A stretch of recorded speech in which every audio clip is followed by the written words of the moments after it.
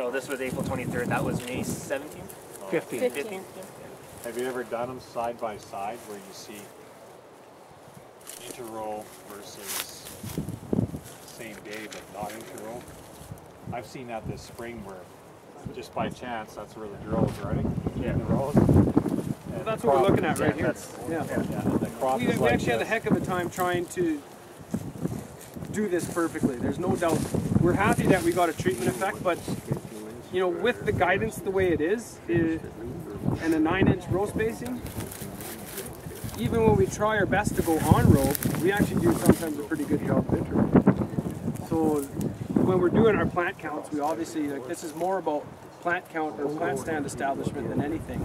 We're specifically looking for these situations where it's on roll versus. Well, that's what I'm saying. I've seen it this spring where it's the exact same field, everything's seeded the same day, but where it's between the rows like this, just like this, move over 10 feet where the it's a mess. Yeah. So it used to be in southern Alberta that we were considered dry, and we wanted to always do zero, you know, minimum tillage and keep as much stubble standing as possible. Just so happens that we haven't really had a honest to goodness dry year since 2001. But this is where, you know, direct seeding has always been a big thing. You know, we wanted to always maximize the amount of residue that we left standing so that we would trap snow. And I think we, you know, in all honesty, we've just had a lot of wet years where it's helped make everything look good, to be honest with you.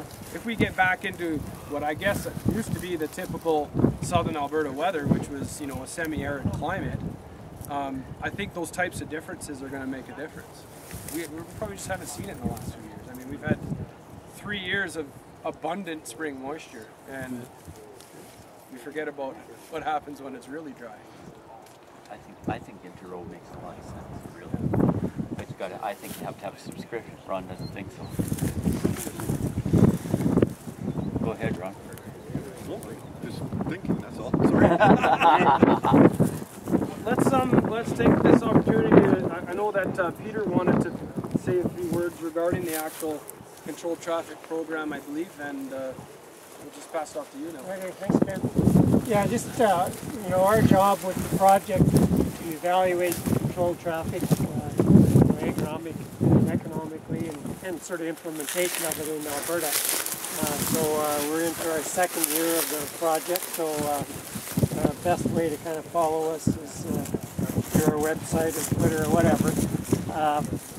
So you know, we kind of got thinking about this when Robert came over. I think it was 2008 Direct Seeding Advantage Conference, and so that's kind of where the thought process got going. And you know, I think we're talking with Robert, it's sort of like we're rewriting the story that they experienced. They're just 15 years ahead of us in some senses. Same kind of things happening in that, and so you know, we think there's a lot of potential, but you know, we need to in our project to give it a fair evaluation and give you guys then some basis of, you know, why you might or might not adopt it and how you need to go about it. So we were lucky this year that Robert's coming over for the farm show. So basically the purpose of his trip is to visit our cooperators. We have 5 cooperators. So the nearest cooperator here is the Rolling Hills. Gary McLagan is there, and then we go up through the brown soil zone, Steve LaRock, kind of thin black near Trochu, Jamie Christie's, Macomb with Craig Shaw, and then up in north of Edmonton, the Dapp, Jarvie area, a little more in the grey wooded soils with James Jackson. So that's kind of and we'll stay with those plots just because of you know, timing. We want to get 3 to 5 years data if we can. Our project's funded for 3, and we hope we can get some back-end funding. So it's funded through Ag and Food Council is the major contributor to the CAP program, and then all the commissions, or most of the commissions, canola, barley, pulse, and winter wheat are contributors.